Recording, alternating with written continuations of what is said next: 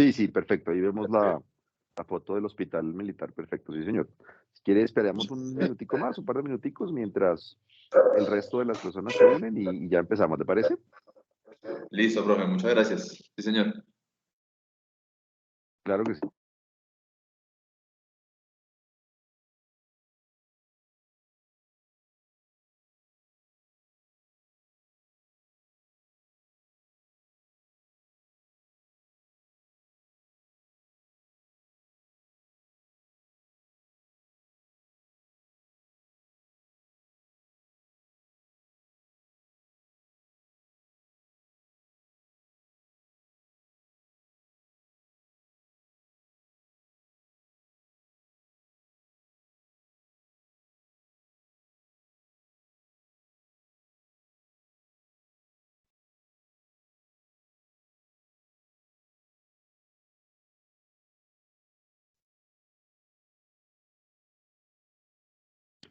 Bueno, buenas tardes. Tenemos hoy el gusto de tener a el grupo del Hospital Militar con el doctor eh, Custodio Ruiz. El doctor Ruiz es internista, es fellow de cardiología del Hospital Militar y de la Universidad Militar. Hace parte del grupo de fellows del doctor Rubén Duque en esa institución y bueno, es un gusto tenerlo. Nos va a estar hablando y el título del caso clínico que está súper interesante se llama Miocarditis aguda por Chagas, brote de 8 casos simultáneos atendidos en el Hospital Militar. Doctor Ruiz, muchas gracias por su presentación y bienvenido. Adelante, por favor. Pues, profe, muchas gracias a ustedes por tenernos en cuenta para participar en esto, en este escenario que nos parece muy importante también. Gracias por darnos la palabra. Espero mantenerlos entretenidos por una hora, espero que sea menos, contándoles esta historia que nos correspondió atender aquí en el hospital de un brote efectivamente de 8 casos. Van a ver por qué al final fueron 8, pero digamos que poco a poco les voy a ir contando.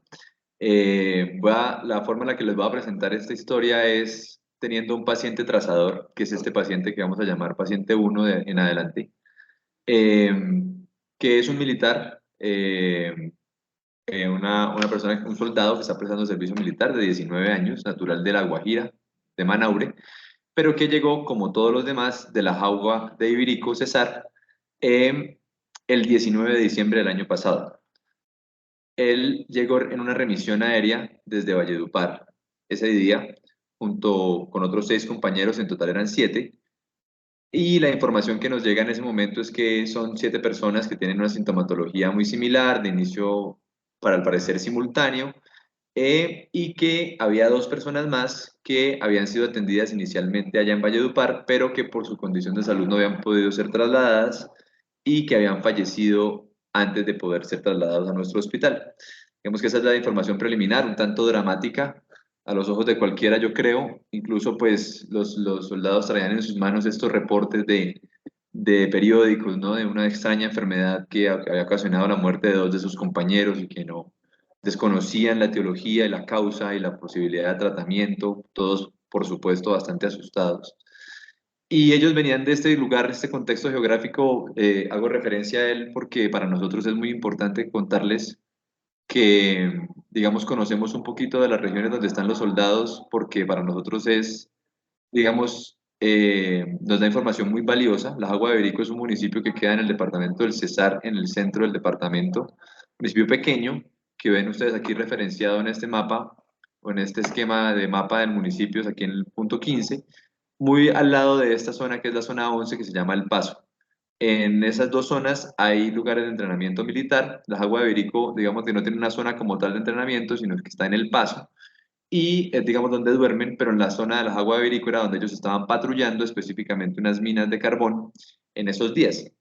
Para nosotros es importante contarles esto por eso, porque un mes antes apenas, un mes y medio antes de que esto ocurriera, se había publicado este artículo está publicado y realizado por el Grupo de Investigación de Enfermedades Tropicales del Ejército, que se llama así Ginetec, que tenía el objetivo de determinar la circulación de tripanosoma en esto que llamamos BITERS en el ejército, que se llaman batallones de instrucción táctico de entrenamiento y reentrenamiento, por sus siglas en español.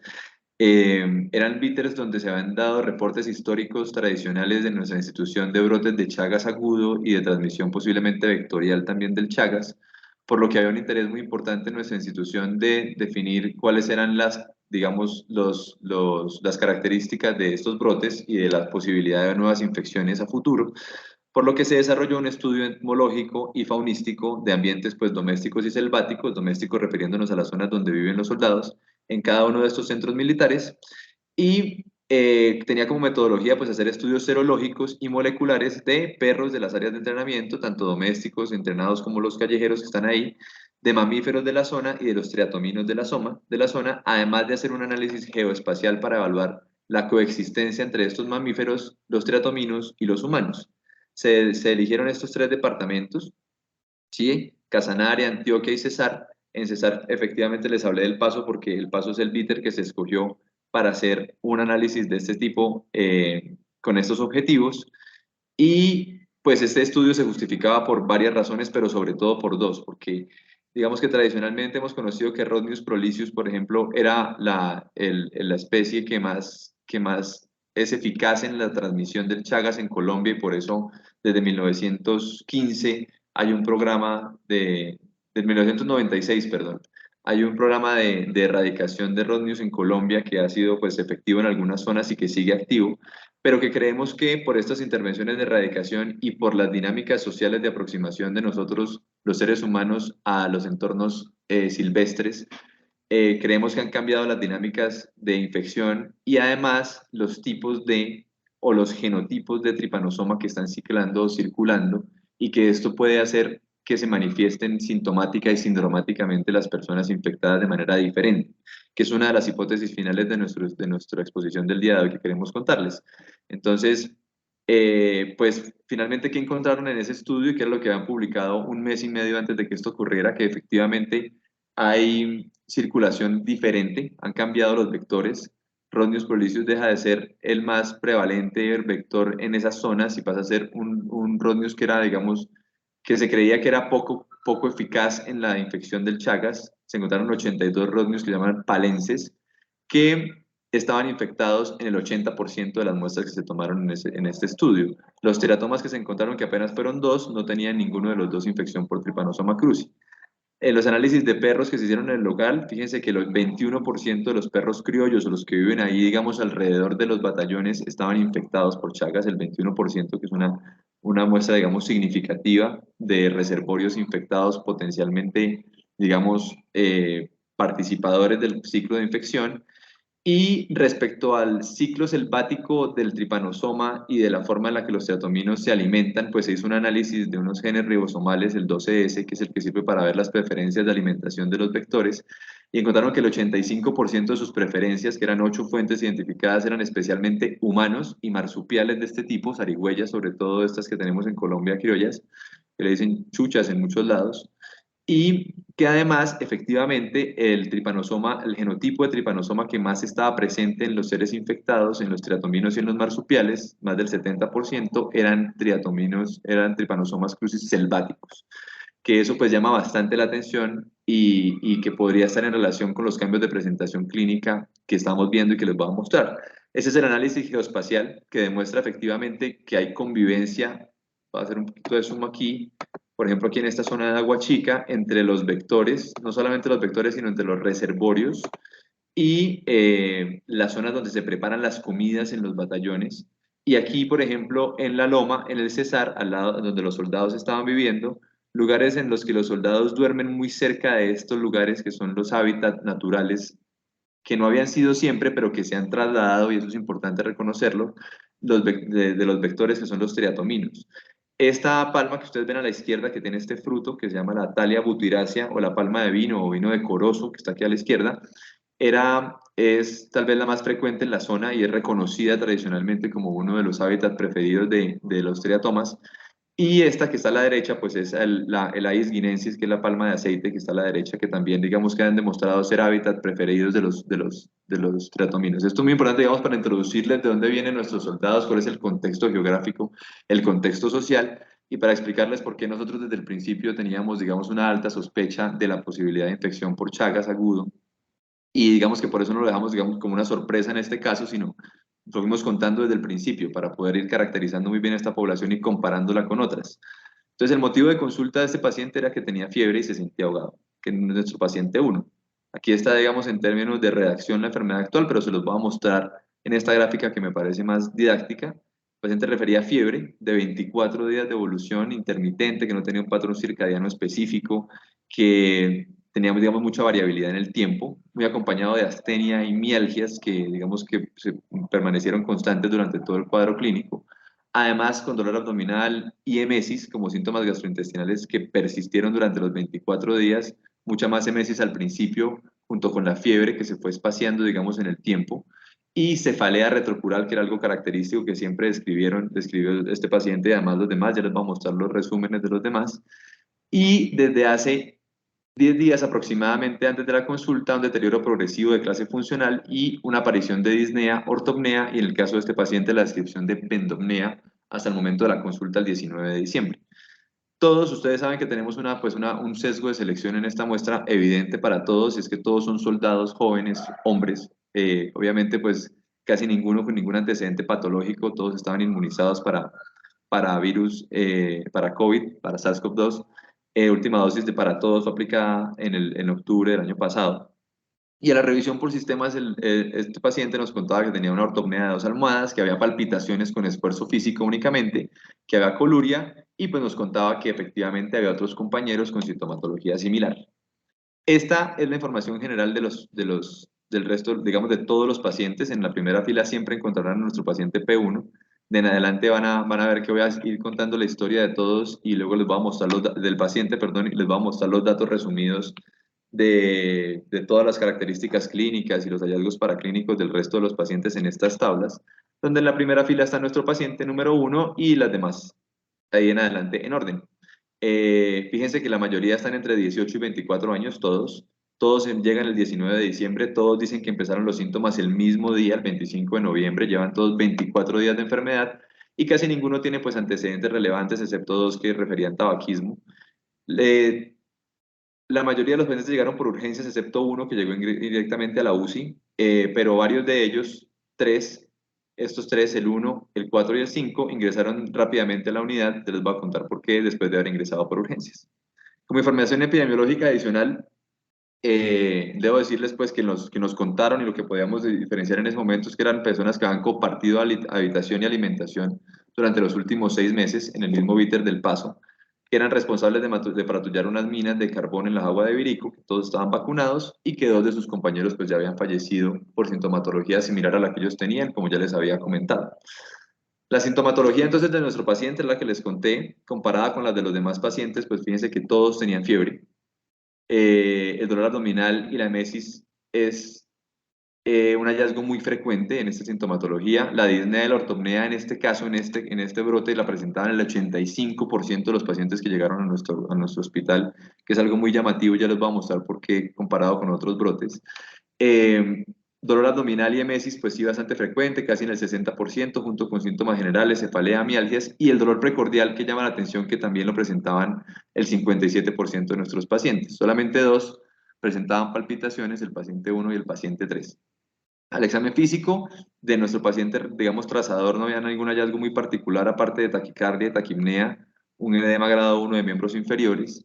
Y cuando lo comparamos con el resto de nuestros pacientes, pues efectivamente la gran mayoría ingresaron con taquicardia y taquipnea, uno solo ingresó desaturado, 4 de ellos con hipoventilación alveolar, 2 con hallazgo de estertores a la auscultación, eh, y solamente un paciente se le auscultó frote pericárdico. Hepatomegalia dolorosa sí tenía el 42% de los pacientes, que son estos tres, y el 57% edema de miembros inferiores.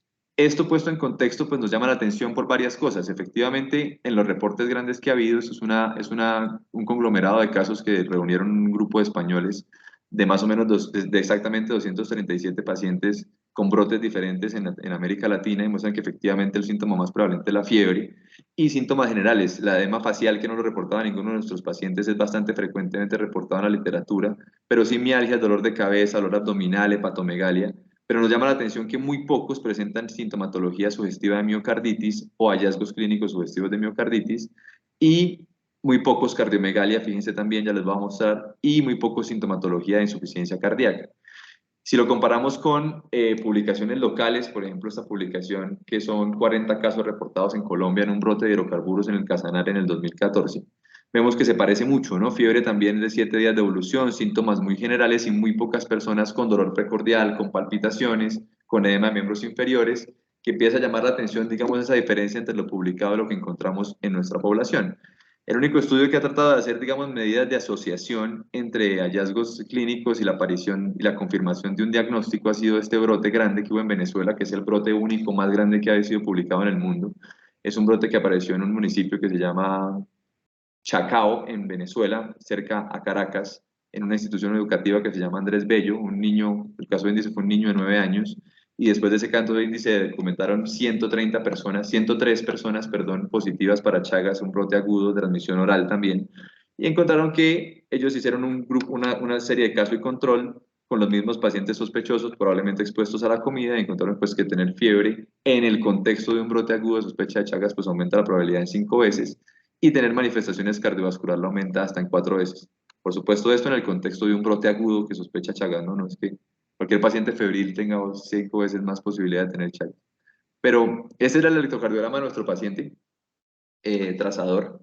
Fíjense que bueno, tiene un ritmo sinusal con una frecuencia aproximadamente de 96 latidos por minuto, un eje más o menos a 90 grados, pero sí se ve pues una P de muy bajo voltaje, con un intervalo PR de 200 milisegundos, una elevación sutil del, en ABR, una pendiente negativa pues en la mayoría de las derivaciones, como una tendencia a ir hacia abajo en el intervalo PR, un QRS de bajo voltaje en todas las derivaciones del plano frontal de menos de 5 milímetros, con máximo 110 milisegundos de duración, una progresión muy lenta de la R que se produce aquí en B4, y un punto J con supradesnivel, pues infradesnivel en B1 y en ABR un poco, pero supradesnivel en el resto de derivaciones con una morfología convexa superior del punto J, del segmento ST, perdón, pues muy sugestiva de pericarditis aguda en una fase 1, ¿no?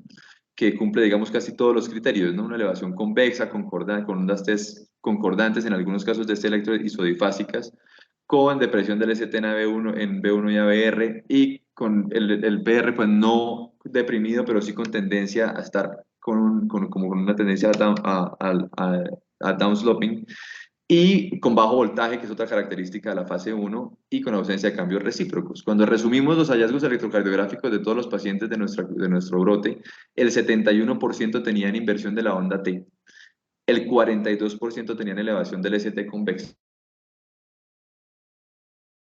digamos, son los hallazgos más frecuentes. Bloqueo de primer grado el 28% y bloqueos fasciculares anteriores izquierdos el 14% de la muestra.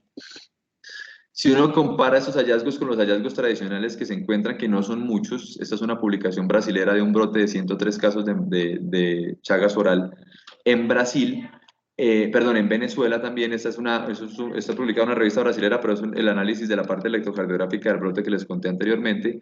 Fíjense que cambios en el ST había del 39%, nosotros encontramos hasta en el 71% cambios en el ST y en la onda T, bajo voltaje en el 42%, mientras que ellos encontraron apenas en el 3%, y bloqueo de primer grado nosotros encontramos en el 28% y ellos apenas en el 2%.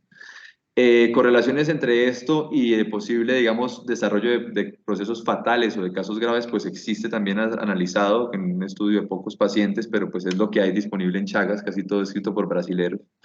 De los pacientes que tuvieron mortalidad en este brote, la mayoría tenían estos cambios, todos tenían estos cambios electrocardiográficos, por lo que se ha sugerido que posiblemente estos hallazgos se relacionen con un peor pronóstico, con la presencia de pericarditis y de derrame pericárdico.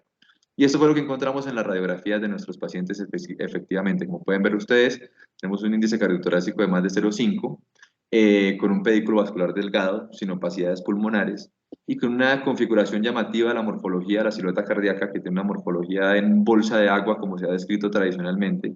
Además, con unos signos sutiles, pero pues si uno los busca los encuentra, de crecimiento de cavidades bilaterales, y en la radiografía lateral con abombamiento o crecimiento anterior y posterior de la silueta cardíaca, con agudización de este ángulo cardiofrénico, que son hallazgos que vimos consistentes o repetidos en la mayoría de los pacientes a los que tratamos. Es el paciente número 2, fíjense que también tiene la misma configuración, los mismos hallazgos de abombamiento, de pronto un poquito más visible, la morfología de la bolsa de agua en este paciente número 3, con el crecimiento, digamos, simétrico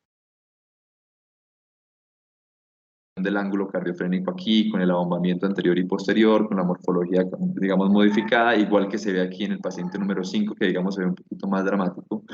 Y en el paciente número 6 muy parecido. El paciente número 7 de entrada les voy contando que siempre ha sido, como vieron ahorita por sintomatología, el paciente diferente, no tenía ninguna sintomatología cardiovascular y tampoco ningún hallazgo en el electrocardiograma y tampoco ningún hallazgo en la radiografía de tórax sugestivo o similar a los pacientes que les acabo de mostrar. Y digamos que los hallazgos entonces, para resumir, fueron esos que les acabo de contar. Normal solamente fue en uno de los 6 pacientes, es decir, en los 5 pacientes primeros todos tuvieron anormalidades en la radiografía de tórax, que se parece a algunas anormalidades que han sido descritas, pero muy infrecuentemente en los pacientes de brotes agudos de Chagas. Y siempre que se han visto estas anormalidades se ha correlacionado con desenlaces más graves y desenlaces potencialmente fatales. Incluso, como les voy a contar adelante, la mortalidad relacionada con brotes agudos de Chagas parece ser secundaria más a derrames pericárdicos y falla cardíaca por miocarditis que a arritmias, que es lo que uno supone tradicionalmente podría hacer la mortalidad en miocarditis. Como hallazgos de laboratorio, pues llama la atención especialmente la troponina ultrasensible muy alta en nuestro paciente, 1111, nuestro punto de corte en la institución es de 14. Fíjense que todos los pacientes, desde el 1 hasta el 6, excepto el 7 que les he contado que es el diferente, tenían elevación significativamente alta de troponinas, ¿sí? Uno de ellos por encima de 1000, otros muy cercanos a 1000, que es un hallazgo que, como les mostraba en las gráficas anteriores, es bastante infrecuente en las publicaciones que hemos encontrado de brotes agudos de Chagas. En nuestro caso, el 85% de los pacientes tenían miocarditis. Si sacáramos a P7, que al final les voy a contar que lo tuvimos que sacar al paciente número 7 porque no es un caso confirmado de Chagas, pues sería el 100% de nuestro brote con manifestaciones tanto radiográficas como electrocardiográficas como clínicas y con troponina positiva significativamente. Digamos, como consideraciones diagnósticas, entonces consideramos que nuestro paciente, el abordaje que le dimos aquí en urgencias fue el de una perimiocarditis aguda clínicamente sospechada, con un contexto epidemiológico alrededor muy importante, que era procedente de una área endémica que conocíamos que había alto riesgo de transmisión por vectores, con un síndrome febril tropical de 24 días de evolución, con signos de falla cardíaca aguda, con las manifestaciones que les cuento en el electrocardiograma, con ausencia de cualquier otra condición médica que favoreciera esta aparición de síntomas, con elevación marcada de troponina y con presentación en brote, que pues, nos parece muy importante porque si bien, digamos, cumple los criterios de todas las guías internacionales de pericarditis y de miocarditis, que no quiero entrar en detalle ahorita en esta discusión, y de miocarditis aguda por el tiempo de evolución que todos la conocemos, pues nos llama la atención porque si uno revisa esta bibliografía, digamos, del primer mundo, que es la que usualmente abordamos cuando nos referimos a búsqueda de la literatura, pues encontramos que las perimiocarditis, las miopericarditis en teoría tienen una mortalidad del 0%, que se normalizan más del 90% los que disminuyeron la fracción de eyección, que no hay relación entre las troponinas y los desenlaces mayores, pero es que en estos grupos de pacientes la etiología infecciosa es del menos del 3%. Y uno dice, pues nosotros tenemos aquí brotes de Chagas agudo oral con manifestaciones de perimiocarditis o miopericarditis que tienen mortalidad hasta el 33%. Entonces, le preocupa a uno la literatura que revisa para abordar estos pacientes, porque si uno revisa guías internacionales, europeas o americanas de miocarditis o pericarditis, pues ninguna incluye el Chagas como una posibilidad etiológica de ninguna de las dos entidades. Nos toca revisar literatura local, los protocolos de vigilancia de Chagas actualizados en marzo de este año, nos dicen que este paciente y estos pacientes, porque nos toca referirnos a todos, cumplían con criterios de caso probable de Chagas agudo, por fiebre, así no proveniera de un área endémica, solo por vivir en Colombia de más de 7 días con síntomas agudos de falla cardíaca, síntomas gastrointestinales. En el caso de ellos no había ganglios linfáticos aumentados, pero sí había hepatomegalia en algunos, es decir, que todos cumplían con los criterios. Eso significa que esos pacientes deben ser reportados, todos deben ser reportados, los probables o los confirmados obviamente, para que el ministerio haga estudio tanto de presencia local, pero también para que nosotros empecemos estrategias para la confirmación diagnóstica y para la estadificación del pronóstico. Entonces, es muy importante, el ministerio nos recuerda en un par de diapositivas del Instituto Nacional de Salud, que es muy importante para ellos que reportemos todos los casos probables y, digamos, como un mensaje importante de esta presentación, que nos refiramos un poco más a literatura local cuando sospechemos este tipo de patologías de síndrome febriles en pacientes colombianos. ¿Qué más? Entonces nuestro diagnóstico de trabajo fue en perimiocarditis clínicamente sospechada y un caso probable de enfermedad chagásica aguda. Inicialmente nuestro paciente fue hospitalización general y se planteó un árbol de diagnósticos etiológicos en los cuales pues creíamos sobre todo que tenía una posibilidad de origen infeccioso por el contexto que rodeaba el síndrome que les mostraba yo ahora, de un contexto de brote de origen selvático casi. Pensamos inicialmente pues en todas estas patologías, para todo eso se pidieron estudios, ya les voy a mostrar que fueron saliendo progresivamente y pues empezamos manejo inicial, apenas llegaron el 20, el 19 mismo, con colchicina, ASA y inhibidor de bomba de protones. Ahora pasamos a los ecocardiogramas, que digamos que creemos que es una de las fortalezas de nuestro brote, es que tiene muy buena caracterización ecocardiográfica de los pacientes y de su seguimiento ecocardiográfico. Estos son las primeras tomas que les quiero mostrar de nuestro paciente 1. A la izquierda pues un eje largo, a la derecha un eje corto, y en la cual ustedes pueden ver que efectivamente el miocardio se encuentra bastante engrosado, específicamente aquí en la pared posterior, el septum también, pues el derrame pericárdico que se ve aquí generalizado aquí en la región inferobasal. El septum, les cuento que medían la mayoría de los pacientes, ya les voy a mostrar, 1 centímetro o más. La pared posterior, en este caso, medía 1,2 centímetros. Eh, con mayor compromiso inferolateral, aquí en el eje corto se alcanza a ver. Además del ventrículo con dilatación, los diámetros de fin de diástole de este paciente son de 90, el volumen de fin de diástole, perdón, y el volumen de sístole de 47 para una fracción de eyección del 38%, con ese derrame pericárdico difuso que se cuantificó en 200 cc. Aquí en los apicales 4 cámaras y 2 cámaras vemos pues muy parecido, pero además llama la atención un cambio en la ecogenicidad del músculo del miocardio, que parece como infiltrado, como granulado, y además pues el grosor evidente del pericardio visceral, del pericardio parietal, el derrame pericárdico, y de pronto un poquito mejor la disfunción ventricular izquierda y la dilatación y la dilatación del ventrículo izquierdo aquí en este apical 2 cámaras. Además, con algunos signos de compromiso leve hemodinámico del taponamiento cardíaco por esta pequeña indentación de la pared libre de la aurícula derecha, eh, que se observaba, ya les vamos a mostrar, en la gran mayoría de nuestros pacientes también. Aquí muy parecido también, pero digamos que hago mucho énfasis aquí en la hiperrefringencia del pericardio visceral, y en los cambios de las características granulares del tejido miocárdico, en esa apariencia infiltrada y en esa caracterización gruesa de aumento del grosor de la pared del ventrículo, que lo hace pensar a uno, digamos, si desconociera el contexto, casi que en una fenocopia de cardiomiopatía hipertrófica, ¿no? Pero algo infiltrativo. Aquí pues les muestro a la izquierda, a la izquierda arriba, la variabilidad del flujo transmitral, que efectivamente había más de un 20% de cambio con el ciclo respiratorio, que sugería repercusión hemodinámica, y esa fue la razón por la que nuestro paciente fue a la UCI rápidamente para una paracentesis, una pericardiocentesis, perdón, y un TAPSE aquí afectado ya en 1,6, aquí en modo M, y una disfunción del ventrículo derecho medida por strain, que está bastante comprometido, en un strain longitudinal global del ventrículo derecho de menos 9%. Y el strain de nuestro paciente, que también creemos que es otra fortaleza del análisis de este caso, es que tenemos strain de todos los pacientes. En este caso, el strain longitudinal global de nuestro paciente trazador era de menos 10%. Es decir, comprometida la fracción de eyección y comprometido el strain. Aquí en esta gráfica, en esta tabla les tengo resumidos pues, los valores de ecocardiografía de todos los pacientes de los 7. Como pueden ver, digamos, puede uno que sacar al paciente número 7 que no tenía ningún hallazgo anormal, ni siquiera en el strain. Fíjense que por lo menos dos pacientes tenían fracción de eyección por debajo del 40%, el P1 y el P6, y quienes no tenían disminución de la fracción de eyección por debajo del 40%, sí tenían alteración en el strain longitudinal global, que es algo que llama bastante la atención y que se correlaciona muy bien con los síntomas del paciente y que nos permitió hacer un seguimiento en el tiempo eh, del, del, de la cohorte para ver mejoría y para correlacionar con la clínica.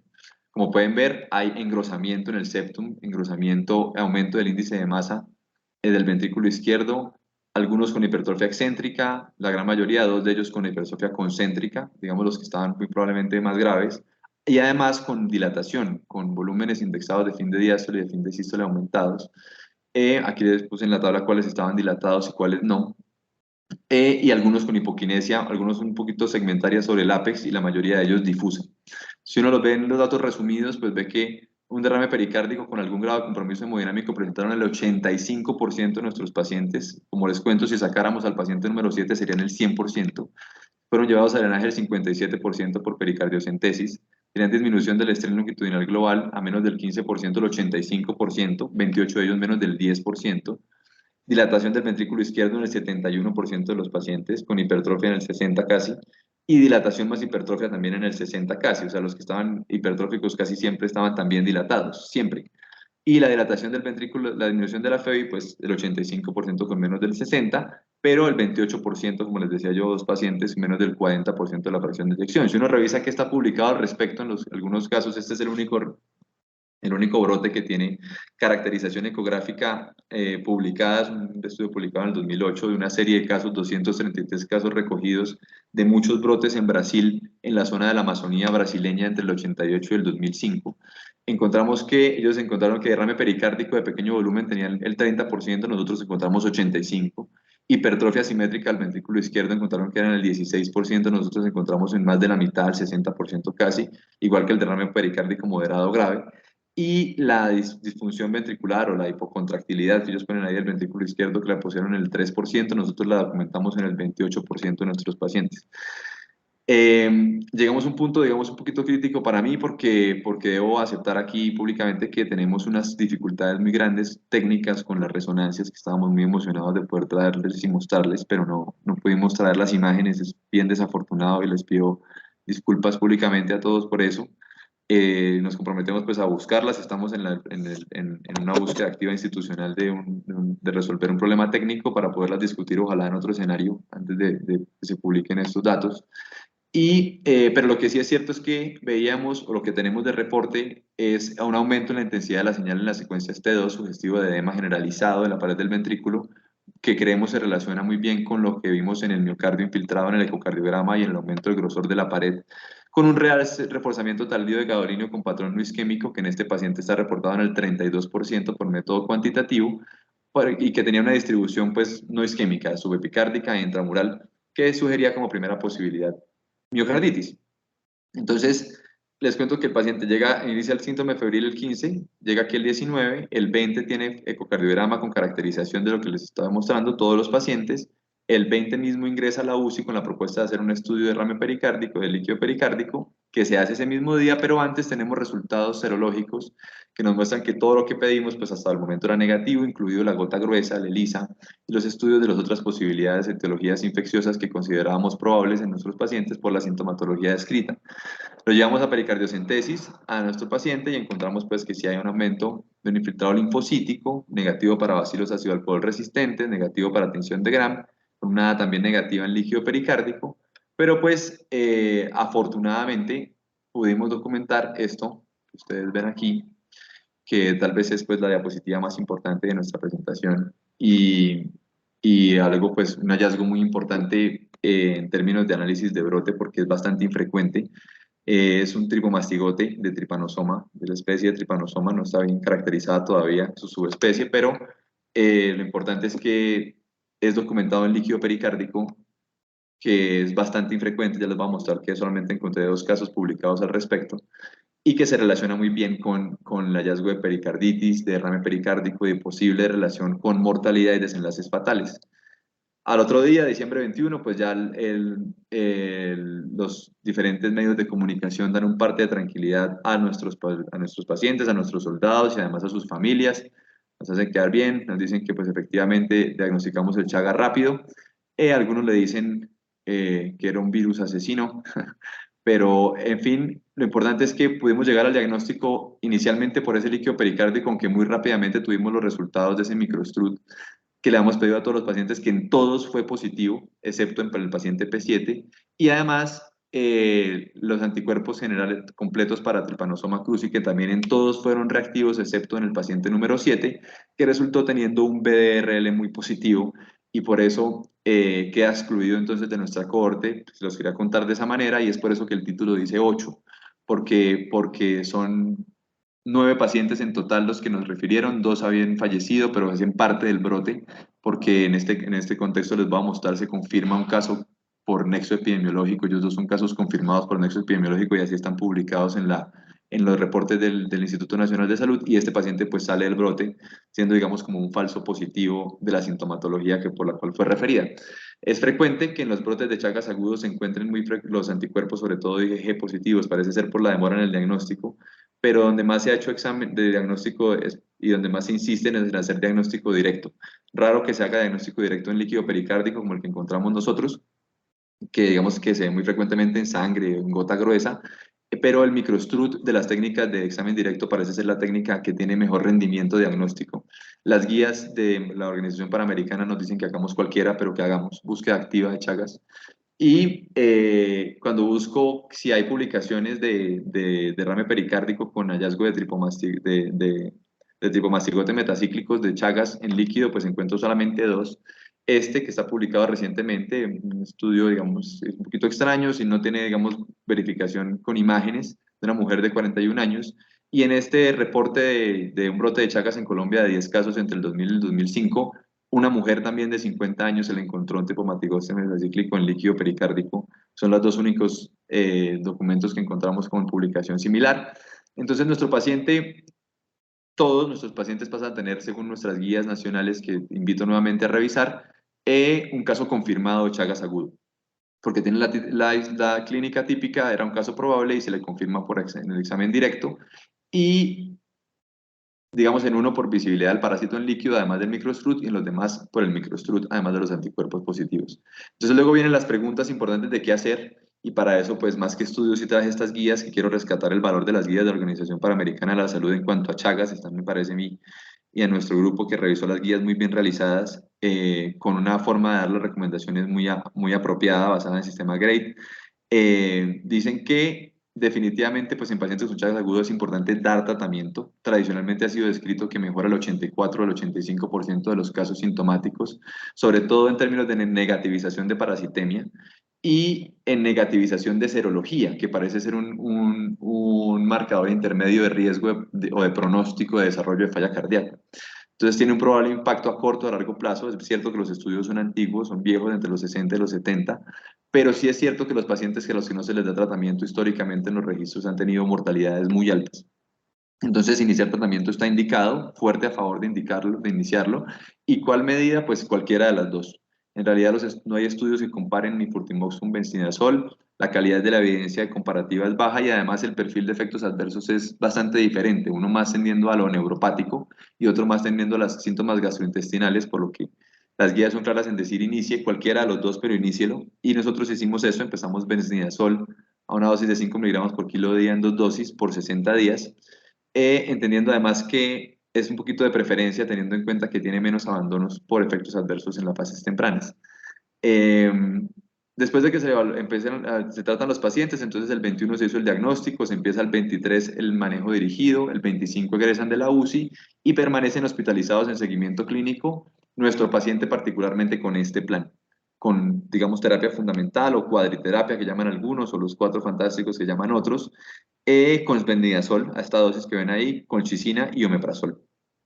Eh, el plan de manejo con el que todos tenían y con el que se fueron a ambulatorios también es muy parecido.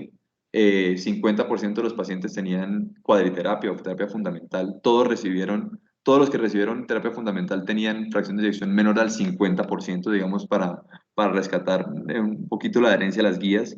Y todos se fueron con benznidazol por 60 días.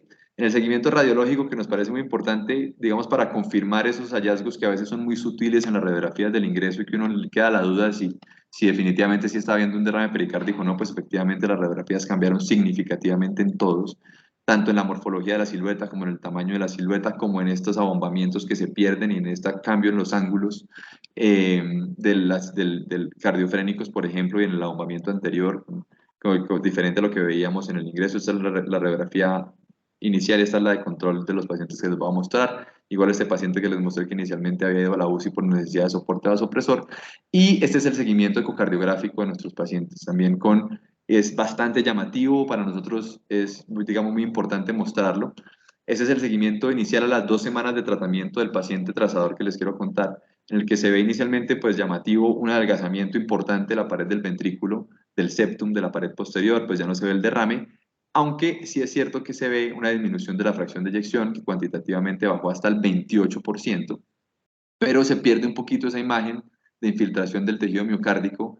En este caso los volúmenes aún no se habían recuperado. Este es el estrés longitudinal global que pasó a ser, digamos, muchísimo menor, de -10 pasó a -8 y que se le correlacionó con una caída de la FEBI. Pero les quiero contar que en el seguimiento ya les vamos a mostrar los siguientes ecocardiogramas, a pesar de que este paciente, esta línea azul representa a nuestro paciente número 1, efectivamente disminuyó la fracción de eyección incluso hasta el 28%, el estrés longitudinal también. En los siguientes ecocardiogramas del control fue subiendo y en el último realizado en el último mes, la mayoría de nuestros pacientes, todos, en realidad tienen más del 50% de fracción de eyección tras recibir tratamiento específico con benznidazol, más tratamiento fundamental para falla cardíaca, quienes lo requerían, que como vimos era el 50% de la muestra. Esto mismo pasó con el estrés longitudinal global, muy parecido el comportamiento en el tiempo y la mejoría en el tiempo también evidente. Ese es el ecocardiograma final de hace un mes de nuestro paciente en cuestión, de nuestro paciente trazador, en el cual pues, se ve casi normal en los diámetros, normal en los volúmenes, el grosor de la pared se normaliza, la fracción de eyección alcanza el 50% y pues definitivamente pues, no hay líquido pericárdico en la ventana subsecuente, que son hallazgos, digamos, muy dramáticos de cambio en el tiempo para una enfermedad que fue potencialmente fatal. Y sobre esto, pues hay una duda y queríamos revisar la literatura sobre esto y es qué tanto podría servir o no la terapia fundamental de falla cardíaca en miocarditis aguda y sobre todo en el contexto de un brote de Chagas agudo que parece hacer mucha miocarditis y además pericarditis y esta ser la causa de mortalidad a corto plazo. Y pues este es el registro más grande que encontramos, un registro de 210 pacientes en un hospital en Berlín que tenía miocardiopatía demostrada por biopsia, por supuesto ninguno de ellos con Chagas confirmado. Pero lo que sí se ve es que la gran mayoría de los pacientes, el 50% por lo menos, a todos ellos se les dio cuadriterapia de falla cardíaca, quienes tenían fracción de eyección disminuida, pues mejoraron un poco o se recuperaron por completo de su fracción de eyección y hablan de unas propuestas fisiopatológicas de unos mecanismos de disminución de presión y de carga sobre la pared que hacen que se rompa un círculo vicioso. No, la idea no es entrar en detalle, pero sí es una duda que surge y que la plantearemos ahora al final, y es cuándo suspender terapia fundamental en estos pacientes, teniendo en cuenta que tienen una patología que fue tratada, que es potencialmente reversible, pero que también se puede cronificar en el tiempo y que no tenemos todavía una forma de caracterizar bien esa progresión. Pues es una toma de decisión que es un reto un poco para nosotros también y queremos ponerlo hoy sobre la mesa. Para seguir con la historia, pues ellos egresan de la hospitalización el 20 de enero, casi un mes después de llegar, y les puedo contar que hoy están todos completamente asintomáticos, sin dolor precordial, sin disnea y sin palpitaciones, sin signos de congestión vascular, en un programa de rehabilitación cardíaca institucional y en seguimiento por nuestra clínica de falla cardíaca.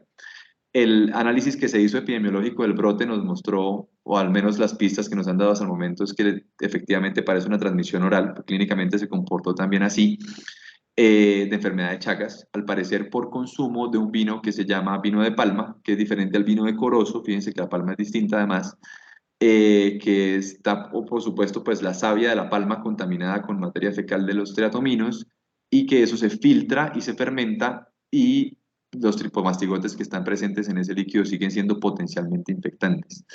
Esto, digamos, no es raro.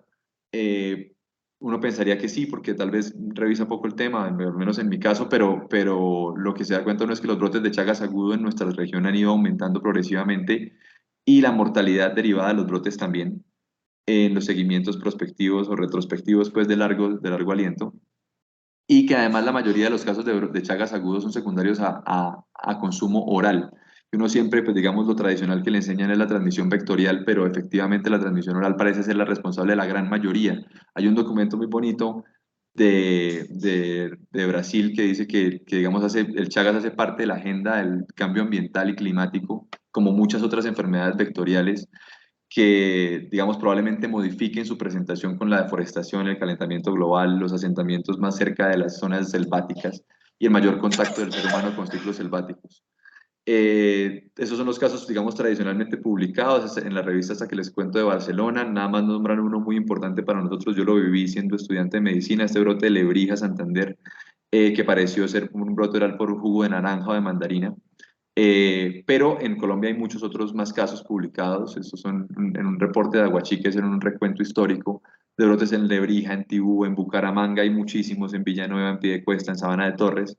que nos dan cuenta de que probablemente el Chagas agudo generalmente sea por transmisión oral más que por transmisión vectorial y no lo tenemos probablemente tan presente. Lo otro que nos deja caer en cuenta estas revisiones es que la mortalidad derivada de la Chagas agudo, más que por arritmias, que es lo que uno tiende a pensar, es por taponamiento cardíaco. Entonces es muy importante diagnosticar temprano el derrame pericárdico para intervenirlo al mismo tiempo que se interviene, digamos, el Chagas agudo, que, o si no, son por miocarditis con falla cardíaca aguda, pero no por arritmias, y algunos por encefalitis.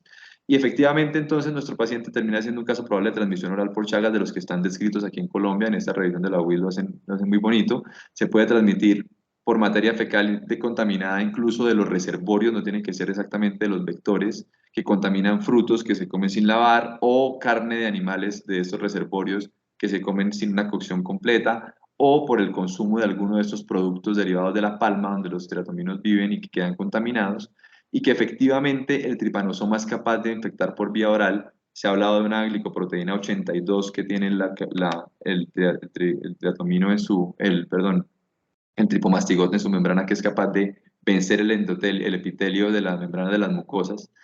Y efectivamente, pues este brote quedó registrado en el reporte del Instituto Nacional de Salud del periodo 13, que es del año pasado, que corresponde. Fíjense que la letalidad de este brote fue del 7%, digamos no de este brote, sino de este periodo en el cual está incluido el brote que estamos hablando, que es una letalidad bastante alta para ser una patología infecciosa, mucho mayor a la del dengue, mucho mayor a la de la malaria, mucho mayor a la de otras patologías que conocemos en las fases agudas, y por eso es importante sospecharlo y tratarlo.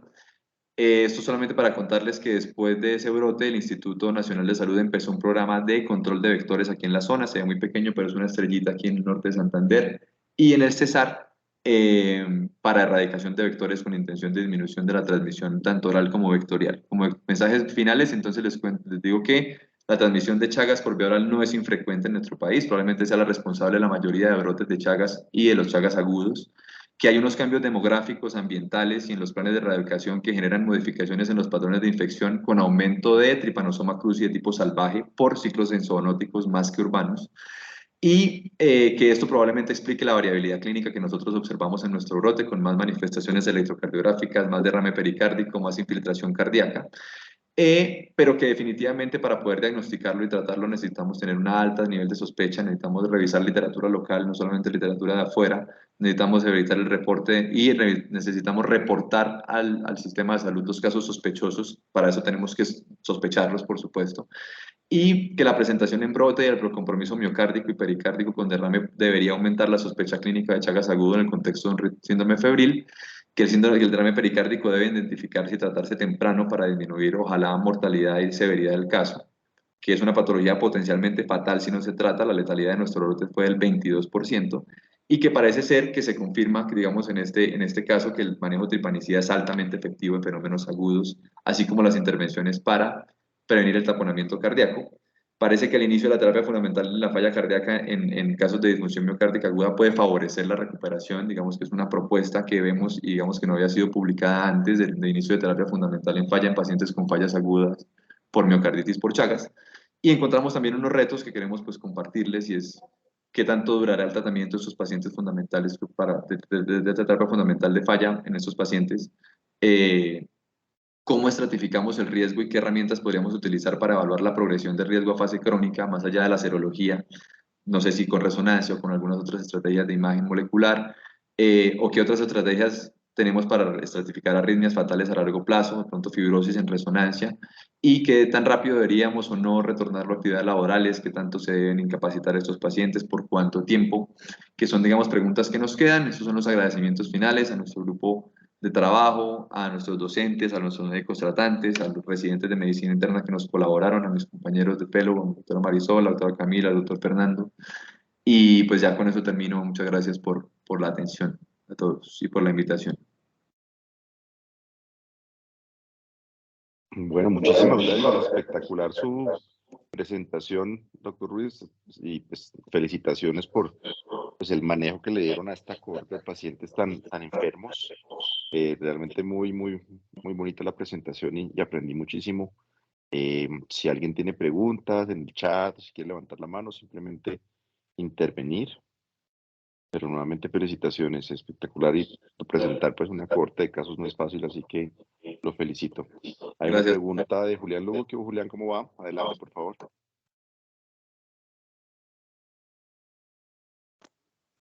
Bien, profe, perdón.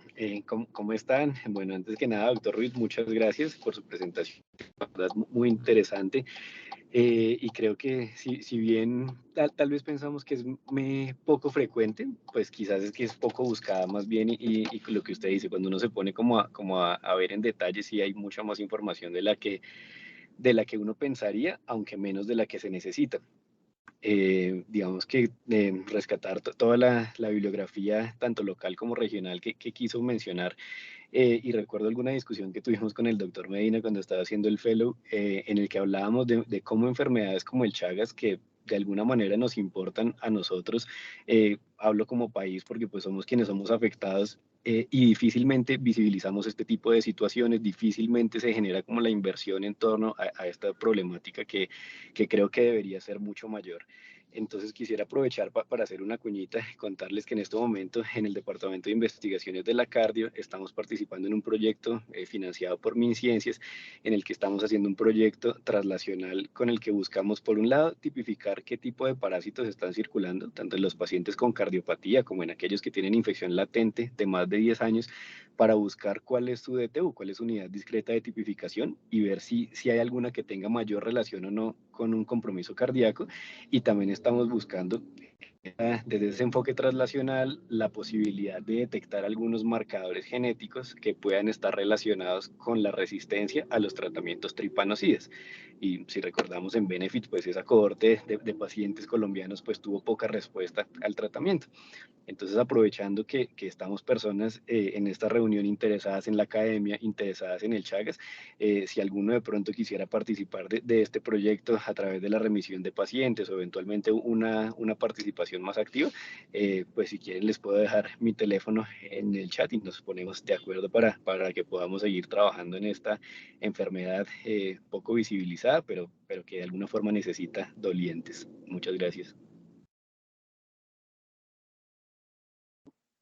Gracias, Julián. Sí, perfecto. Déjenos su teléfono. Obviamente yo lo tengo, pero si nos lo deja muy, muy útil. Eh, Mientras de pronto aparece otra pregunta, doctor, quería preguntarle si en la cohorte a todos estos pacientes se les hizo, sé que tuvieron problemas para la consecución de las imágenes, pero que a todos los pacientes les hicieron resonancias, y si hubo otros pacientes con derrame pericárdico pues moderado, severo y con aumento de presiones intrapericárdicas que ameritaron pericardiocentesis.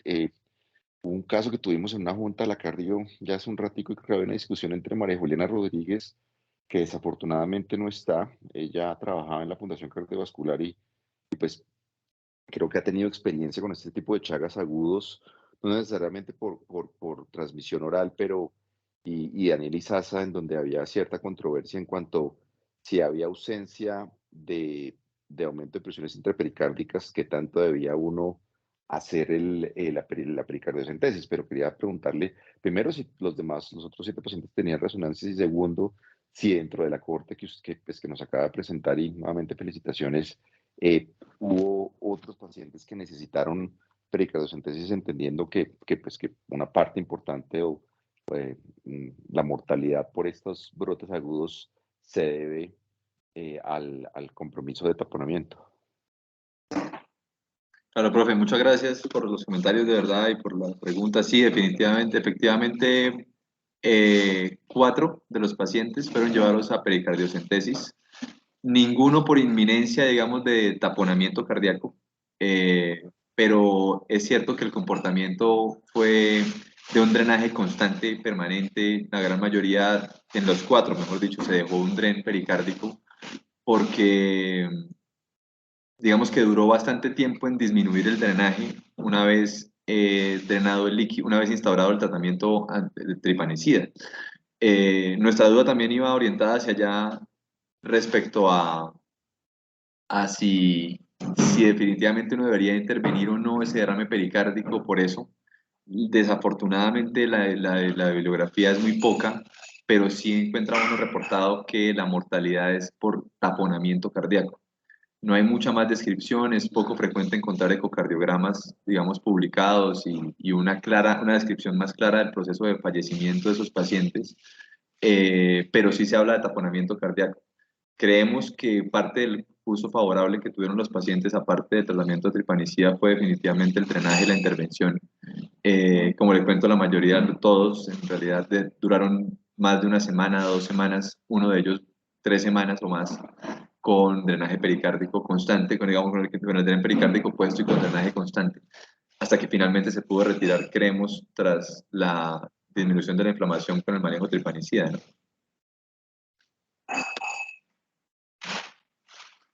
Ok, muchas gracias.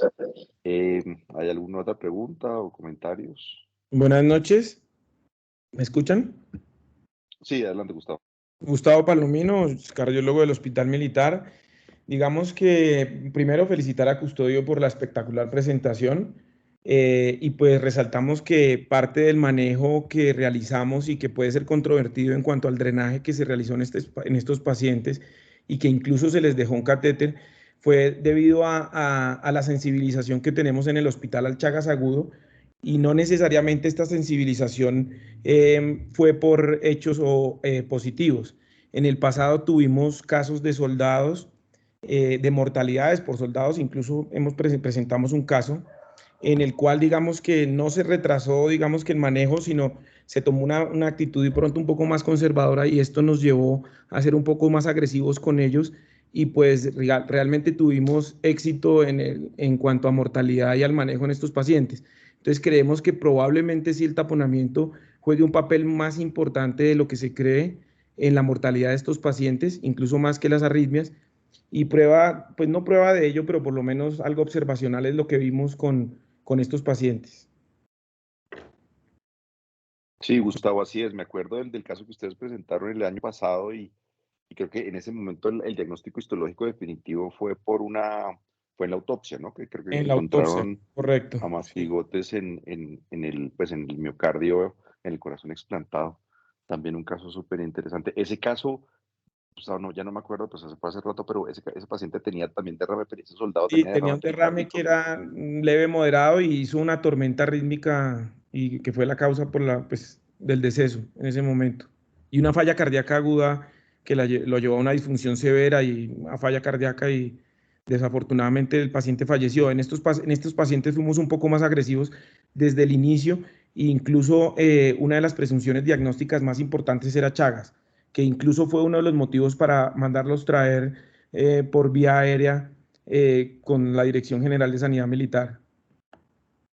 Ok, ok, bueno, no, súper importante y interesante el tema que ustedes mencionan con respecto a dejar el drenaje y no simplemente hacer la pericardiocentesis y el drenaje continuo, pues por la inflamación activa.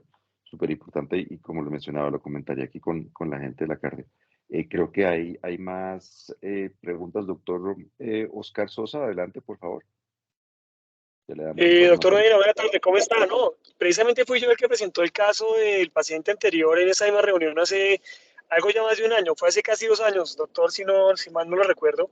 Y digamos que sí, básicamente ya el doctor Palomino digamos que me quitó la intervención lo que iba a decir, y es que fue basado en la experiencia de ese primer caso que pudimos diagnosticar y tratar oportunamente estos muchachos cuando estaban allá en Valledupar. Eso fue lo que se hizo porque ellos llegaron inicialmente a Valledupar, de ahí los trajimos básicamente al hospital, y digamos que ahí se presentaron, digamos, que los abordajes diagnósticos, pero repito, fue basado en la experiencia del primer caso que logramos hacerlos, creo yo. Sí, no, y yo pienso que ya el doctor Palomino habló un poco sobre el tema del drenaje pericárdico. De hecho, eso fue de las primeras intervenciones y en las que más insistimos cuando los pacientes están en la unidad de cuidado intensivo, y allá íbamos a hacer la ecografía diaria, es decir, fue digamos que un abordaje digamos, muy intenso, por lo que ya nos ha pasado, repito, el caso que yo presenté con un desenlace desafortunado, pero pues tal vez de esa experiencia mala logramos tener en este momento una buena experiencia con los 7 pacientes nuevos. Ok, muchas gracias. Natalia, adelante, por favor. Hola, buenas noches. Natalia, fellow de cardiología de la Universidad ICESI. Pues primero que todo felicitar qué corte tan linda de pacientes, muy bien documentado, me gustó mucho y pues tenía la duda que siempre, pues o por lo menos de lo que uno lee, uno suele leer más como de la fase crónica y lo arritmogénica, que es esta patología con los bloqueos, con las arritmias, las taquicardias, bloqueo de rama derecha, todo eso. En esta corte de pacientes que era aguda, encontraron, además de estas manifestaciones que hemos hablado, hubo arritmias o bloqueos o alteraciones del sistema de conducción. Muchas gracias, doctora, por la pregunta. Sí, se me olvidó contarles ese detalle. Solamente un paciente hizo un flóter auricular unas horas antes de ser llevado a pericardiocentesis, no colapsante, y digamos que de resolución espontánea, se drenó el derrame pericárdico y pasó a la arritmia, y es una de las cosas que nos hizo pensar también en una probable relación entre derrame pericárdico y mortalidad o irritación o arritmias, porque fue lo único que vimos, ¿no? Pero definitivamente diferente a lo que uno ve publicado en otras cohortes y en Chagas crónico también, como usted bien lo dice, muy poca incidencia de arritmias tanto supraventriculares como ventriculares, extrasistolia, ni nada de eso está como documentado en nuestro seguimiento, la verdad. Ok, perfecto. Y pues no sé, yo al principio no tuve muy buena señal, pero no sé si mencionaste, ¿ellos tuvieron signo de Romaña alguno o no fue frecuente? No, ninguno tuvo signo de Romaña y tampoco ninguno tuvo edema facial, que era una de las cosas que también estaba muy descrita ahí en las publicaciones de brotes de Chagas agudo, el edema facial no, edema de miembros inferiores sí, y un predominio muy cardiológico, o sea, de síntomas muy cardiovasculares, aparte pues de los generales de astenia, dinamia, migraña y náuseas y vómito, sobre todo muy cardíaco, ¿no? Todos con sintomatología derivada más de falla cardíaca, que lo hace pensar a uno en esa posibilidad de modificaciones de las infecciones tanto por los vectores como por el tripanosoma como tal, algunos de pronto unas versiones más selváticas. Por eso me parece tan interesante lo que planteó el doctor Julián inicialmente de estudiar ese tipo de genotipificación para explicar un poquito la variabilidad clínica también, ¿no? Porque sí es bastante diferente a lo que uno ha leído, tener razón. Sí, claro, hasta de pronto eso permitió como ese diagnóstico agudo en ellos, porque pues lo solemos diagnosticar ya precisamente en las fases crónicas que pueden llegar incluso décadas después. Entonces, muy interesante como presentaron todos agudo, pero no muy típico. Y de pronto la última pregunta, ese paciente 7 que ustedes tienen, ¿por qué entró si finalmente nunca tuvo como nada muy característico de la corte de los demás pacientes? No, la trajimos a la exposición porque lo tuvimos dentro de la cohorte, porque lo refirieron por fiebre, astenia, dinamia y mialgias. Y epidemiología, claro, pues y el contexto Sí, claro. Y el okay. Entonces, No. pero no, luego lo descartamos y muy probablemente para términos de publicación y esto él no haga parte de la cohorte, tiene toda la razón, sí señora. Claro, va a quedar más linda todavía. Sí. Muchas gracias. Muchas gracias. Bueno, no creo que no hay más preguntas. No sé si Gustavo y Oscar tienen otra pregunta. ¿Bien la mano anotada o era por la pregunta anterior? No, doctor, era para la pregunta anterior. Ya Era por la pregunta anterior. Bueno, listo, perfecto. Bueno, ahí Julián Lugo, nuestro ex fellow graduado de cardiología, dejó su teléfono por si alguien está interesado en el tema de la tipificación que mencionó. Y nuevamente, pues a todo el grupo del militar y a usted, doctor Custodio, súper linda la exposición, realmente muy, muy bonita. Y lo felicitamos y bueno, creo que aprendimos todos bastante y estaremos en contacto para la próxima semana. Nuevamente, gracias y felicitaciones. Muchísimas gracias, profe, de verdad, por las palabras y por la invitación.